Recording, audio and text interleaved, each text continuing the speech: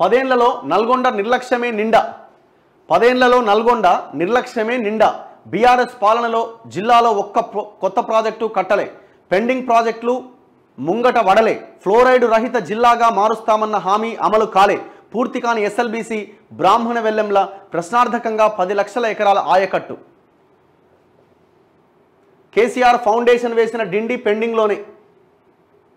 ఇగో SLBC tunnel ఇంక ఇది ఒక 11 కిలోమీటర్స్ కంప్లీట్ చేస్తే ఇది కంప్లీట్ అయిద్దండి. జస్ట్ ఒక 11 కిలోమీటర్స్. 10 ఏళ్ళుగా తట్ట మట్టి ఆడబోసింది లేదు. ఒక కిలోమీటర్ దవ్వింది లేదు.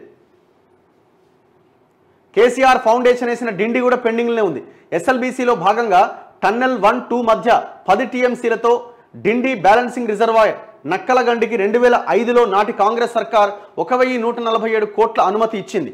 ఉమ్మడి ఏపీలోనే 500 కోట్లతో రిజర్వాయర్ పనులు పూర్తయ్యాయి. కానీ పునరావాస ప్యాకేజీ, కొన్ని గేట్ల బిగింపు, కరకట్ట పనులు ఆగిపోయాయి. దీంతో 2019లో బీఆర్ఎస్ సర్కార్ 543 కోట్లతో రివైజ్డ్ అడ్మినిస్ట్రేషన్ శాంక్షన్ ఇచ్చింది.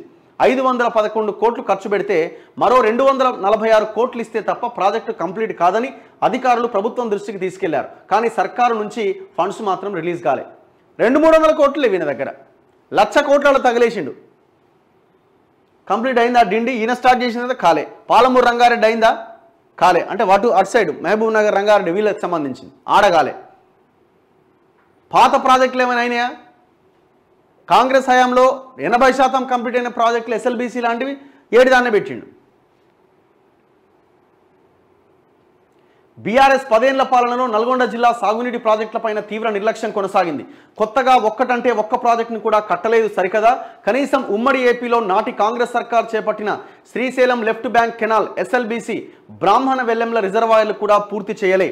ఇక 2014 నుంచి 2023 వరకు 3 అసెంబ్లీ ఎన్నికలు, సాగర్, హుజూర్ నగర్, మునుగోడు ఉప ఎన్నికల సందర్భంగా వివిధ ప్రాజెక్టులను ప్రకటించిన అప్పటి సీఎం కేసీఆర్ వాటి నిర్మాణంతో నల్గొండ జిల్లాను సస్యశ్యామలం చేస్తానని ఇచ్చిన హామీలు కాగితాలకే పరిమితమయ్యాయి. మరి ఏ ముఖం పెట్టుకొని రేపు పోయి 13వ తారీఖున నల్గొండలో మీటింగ్ పెడతా అంటున్నాడు?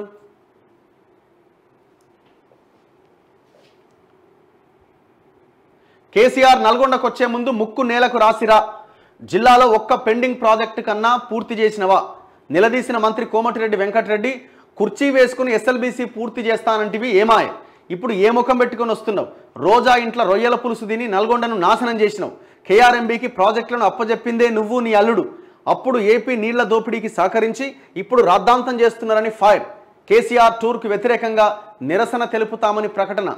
ఇప్పుడు ఇది యాక్చువల్గా జగన్మోహన్ రెడ్డి కూడా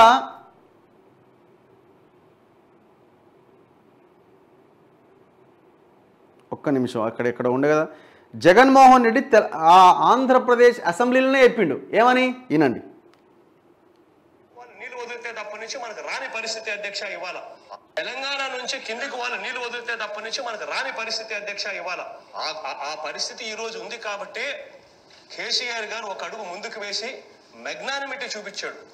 మనకు సంబంధించిన 8 జిల్లాల అధ్యక్ష, రాయలసీమకు సంబంధించిన 4 జిల్లాలు, ప్రకాశం, నెల్లూరు 6 జిల్లాలు, Guntur, Krishna up to west Godavari, Krishna ఆయకట్టుకు సంబంధించి మొత్తం ఆయకట్టే ప్రశ్నార్థకమయ్యే పరిస్థితులు ఉంటాయని చెప్పి ఆయన ఒక అడుగు ముందుకు వేసి, మనం వెళ్ళి అడిగిన వెంటనే ఒక అడుగు ముందుకు వేసి తన రాష్ట్రం నుంచి, తన బౌండరీ నుంచి నీళ్లు తీసుకునేదానికి ఒప్పుకున్నారు. తన రాష్ట్రం నుంచి, తన బౌండరీ నుంచి నీళ్లు తీసుకునేదానికి ఒప్పుకున్నారు.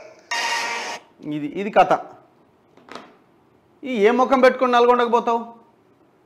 ఆంధ్రప్రదేశ్ ముఖ్యమంత్రి జగన్మోహన్ రెడ్డి అసెంబ్లీలో చెప్తుండు కేసీఆర్ మాకు హెల్ప్ చేసిండని.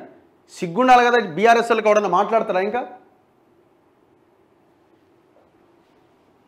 రేపు నల్గొండకు పోయి ఇది ప్లే చేయరు. జగన్మోహన్ రెడ్డి చెప్పింది ప్లే చేయరాడా?